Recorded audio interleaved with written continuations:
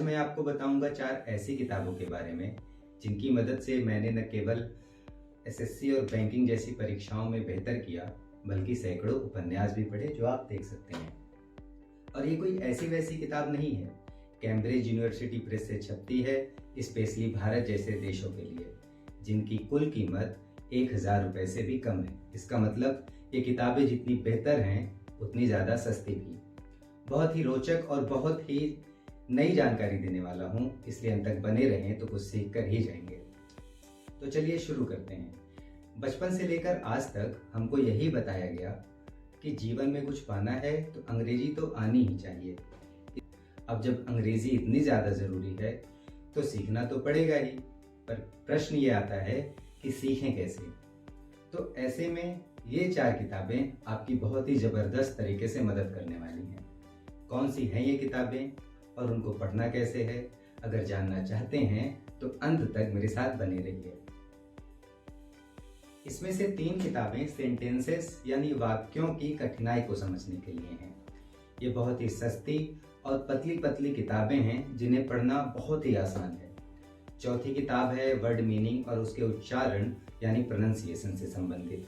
Pronunciation को समझने के लिए चौथी किताब के बारे में मैं आपको एकदम अंत में बताऊंगा, तो अंत तक मेरे साथ बने रहिएगा।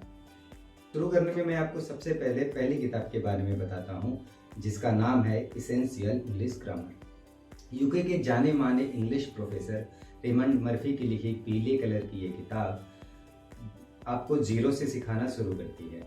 इज एम आर के साथ साथ वुड शुड कुड जैसे कॉम्प्लेक्स हेल्पिंग वर्ब्स के जटिल से जटिल प्रयोग को इस किताब से आप एकदम आसानी से सीख पाएंगे। साथ ही साथ बेसिक टेंस और उसके दूसरे फॉर्म्स भी।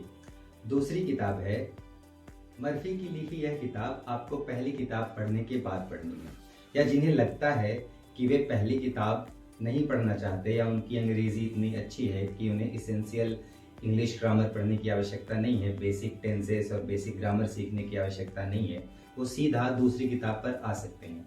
लेकिन जिन्हें थोड़ा सा भी डाउट है वो एक बार मैं उन्हें सुझाव दूंगा कि इस पहली किताब को खोलकर चेक कर लें। बहुत ही साधारण तरीके से समझाया गया है पहली किताब में। पहली किताब एक बहुत ही बेसिक किताब है, इसलिए पहली किताब में चित्रों के माध्यम से आपको पूरे ग्रामर की जानकारी दे दी गई है। इंटरमीडिएट किताब में कॉम्प्लेक्स मॉडल्स के साथ साथ पैसिव सेंटेंसेस, आर्टिकल्स और पार्ट ऑफ स्पीच के जटिल प्रयोगों के बारे में मर्फी ने बताया है।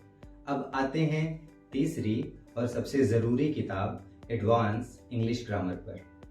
यह किताब मर्फी ने नहीं लिखी है, बल्कि मार्टिन हिंग्स ने लिखी है, जो बर्मिंघम और कैम्ब्रिज जैसी यूनिवर्सिटीज़ में इस किताब के बारे में क्लासेस दे चुके हैं।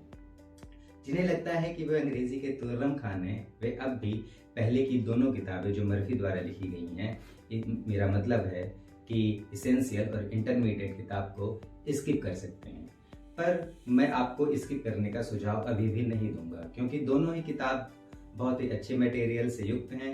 चित्रों से उनको बहुत ही अच्छे अच्छे उदाहरणों के साथ आपको समझाया गया है और बहुत ही बेहतरीन तरीके के एक्सरसाइजेस हैं। तो अगर आप उन्हें करते हैं तो आपकी प्रैक्टिस ही होगी, इसमें आपका कोई घाटा नहीं होने वाला। तो तीसरी किताब जो एडवांस इंग्लिश ग्रामर है मार्टिन हिंग्स की, उसके बारे में मैं अब आपको बताता हूँ। मार्टिन हिंग्स की ये तीसरी किताब पहली दोनों किताबों का एडवांस रूप है। इसे मैं बहुत ही साधारण तरीके से अगर आपको समझाना चाहूँ तो पहली दोनों किताब पढ़ने के बाद उनका जो एप्लीकेशन है एक बहुत ही ब्रॉड रूप में, वो आप इस किताब के माध्यम से सीख पाएंगे। एक अच्छा सा उदाहरण दूं अगर जैसे आप कोई नॉर्मल इंग्लिश पेपर पढ़ते हैं, जैसे आप हिंदुस्तान टाइम्स पढ़ते हैं या टाइम्स ऑफ इंडिया पढ़ते हैं, तो उसकी अंग्रेजी उतनी कठिन नहीं होती जितनी कि द हिंदू की अंग्रेजी कठिन होती है। ऐसे में अगर आप इन तीनों किताबों को सिलसिलेवार तरीके से ख़त्म करते हैं और उनमें बताई हुई जानकारियों को अपने प्रैक्टिस में लेके आते हैं, उससे सीखते हैं और उनसे सेंटेंसेस फॉर्मेशन के तरीके को अपनाते हैं, तो मेरा पूरा विश्वास है कि आपको किसी भी तरीके का कोई दिक्कत कभी भी जीवन में अंग्रेजी को लेकर तो नहीं होने वाला। मैंने ये किताबें तीनों पढ़ी अपने समय में और इनसे मुझे न केवल मेरे एकेडमिक्स में ये फ़ायदा हुआ, बल्कि साधारण जीवन में भी फ़ायदा हुआ। साधारण जीवन में फ़ायदे का मतलब नॉवेल्स पढ़ने में और इधर उधर की किताबें पढ़ने में, जो आपको अपनी लाइफ को एक्सप्लोर करने में मदद करती हैं। तो मेरा पूरा विश्वास है कि जिस दिन आप ये तीनों किताबें ख़त्म कर लेंगे उस दिन आप द हिंदू जैसे कठिन न्यूज़पेपर को भी दैनिक जागरण जैसे हिंदी न्यूज़पेपर की तरह पढ़ने लगेंगे। अब आते हैं चौथी और अंतिम किताब पर। जो चौथी किताब है शायद उसके बारे में आप लोगों को पहले से पता होगा। नॉर्मन लेविस की ये किताब बहुत ही पॉपुलर किताब है। इस किताब का नाम है वर्ड पावर मेड इजी। इसमें आप वर्ड्स के फॉर्मेशन के बारे में समझते हैं। जैसे हिंदी में तद्भव और तत्सम शब्द होते हैं, तो ये किताब आपको अंग्रेजी के तद्भव शब्द यानी कि रूट वर्ड्स के बारे में, रूट वर्ड्स होते क्या हैं। अब रूट वर्ड्स की मदद से आप कोई आपके सामने शब्द आता है, अब आपको उसका अर्थ नहीं पता, तो इन रूट वर्ड्स की मदद से आप उसे बाइफरकेट करके, ब्रेक करके उसके मीनिंग को समझ सकते हैं, उसके भाव को समझ सकते हैं। खासकर अगर वो किसी सेंटेंस में है, अलग अलग तरीके के सेंटेंस में है, तो अलग अलग सेंटेंसेस में उनके क्या मतलब होंगे या उनका क्या अर्थ होगा, ये आप आसानी से इस किताब को पढ़ने के बाद, जो नॉर्मन लेविस ने लिखी थी, जिसका नाम वर्ड पावर मेड इजी है, उसके बाद आप समझ जाएंगे। तो जानकारियां यहाँ पे समाप्त होती हैं। आशा करता हूँ कि ये जानकारियां आपको ठीक लगी होंगी। इसके बाद मैं आपको एक सुझाव देना चाहूँगा कि अगर आप ये किताबें मंगाना चाहते हैं तो ये किताबें आप अमेजॉन से मंगा सकते हैं। और एक बात कहना चाहूँगा, इन किताबों को पढ़ने के बाद, इन्हीं किताबों में लास्ट में जैसे एक चैप्टर खत्म होता है तो अंत में एक्सरसाइज दिया हुआ है। तो इन किताबों को पढ़ने के बाद आपको अलग से कभी भी एक नोटबुक कैरी करने की ज़रूरत नहीं पड़ेगी। आपके पास सिंपली एक पेन होगा जो आपके शर्ट में रखा हुआ होगा, या एक पेंसिल रखी हुई होगी। आप उसकी मदद से सिर्फ एक किताब को लेके कहीं भी बैठे, सोते, उठते, बैठते उसकी प्रैक्टिस कर सकते हैं, उसे पढ़ सकते हैं। ये किताब इतनी ज़्यादा आसान है कि एक क्लास 8th 6th का बच्चा भी इसे पढ़ सकता है।